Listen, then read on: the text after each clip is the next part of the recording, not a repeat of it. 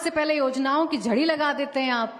नहीं, योजना देखो, योजना तो आती रहती है। अगर हम हमारी बहनों के ऊपर अगर लाड़की बहन की योजना लाते हैं, लाड़के भाई की योजना लाते हैं, किसानों को सौर ऊर्जा माफ करने की योजना लाते हैं, इस देश का किसान, कष्टकरी, महिला, युवक, तरुण, इन सबके लिए अगर कोई योजना लाते हैं तो सरकार का काम है जो सरकार कर रही है। अब विद्या जी देखिए, एक शब्द का इस्तेमाल उन्होंने किया कि ओरिजिनल दो पार्टियां हैं, शिवसेना और एनसीपी, वो इनके साथ हैं और ये बैठकर तय कर लेंगे कि कौन कितने सीटों पर लड़ेगा। हाँ, वो तो सीटों का बात बहुत हम लोगों ने, मेरे को लगता है 15-20 मिनट इसके ऊपर ही चर्चा की।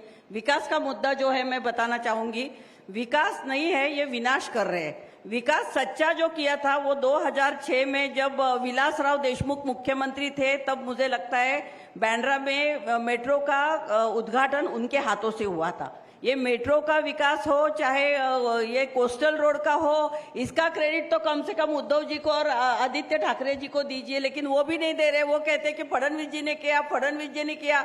ये तो कंप्यूटर को विरोध करने वाले लोग हैं। ये जो है ना, पहले कंप्यूटर जब आया था तो इन्होंने कहा कंप्यूटर नहीं आना चाहिए, ये विकास के विरोध वाले लोग हैं। लेकिन इनको परसेंटेज, टक्केवारी, जितना बड़ा प्रोजेक्ट उसमें ज्यादा से ज्यादा टक्केवारी कैसी मिलेगी, परसेंटेज कैसा मिलेगा, पैसा कैसा मिलेगा, इसके बारे में ये जानकारी रखते हैं। वो उसका हिसाब ये होता है।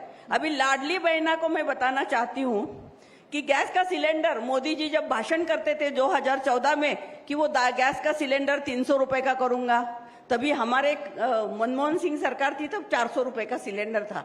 आज सिलेंडर की कीमत 1200 रुपए तक हो गई। हर महीने को 800 रुपए आपने ज्यादा लिए, यानी साल में 9600 रुपए आपने ज्यादा लिए। 5 साल में अगर आप जोड़ेंगे तो 46,000 एक लाडली बहना से इन्होंने पहले ही लिए, सिर्फ सिलेंडर के ऊपर। महंगाई का बाद में बात करेंगे, महंगाई तो इतनी बढ़ गई है।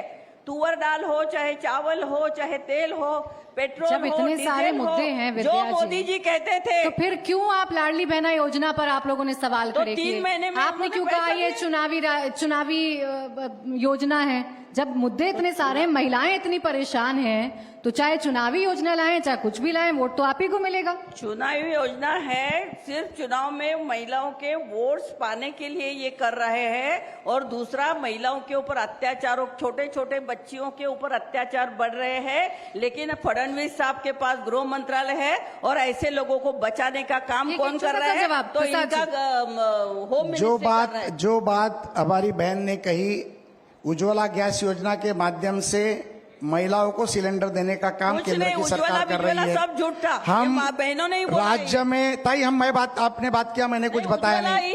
राज्य में हम 3 सिलेंडर फ्री दे रहे हैं। महिलाओं के पीछे पूरे सक्षमता से बड़ा भाई कर माननीय मुख्यमंत्री और उप मुख्यमंत्री खड़े हैं।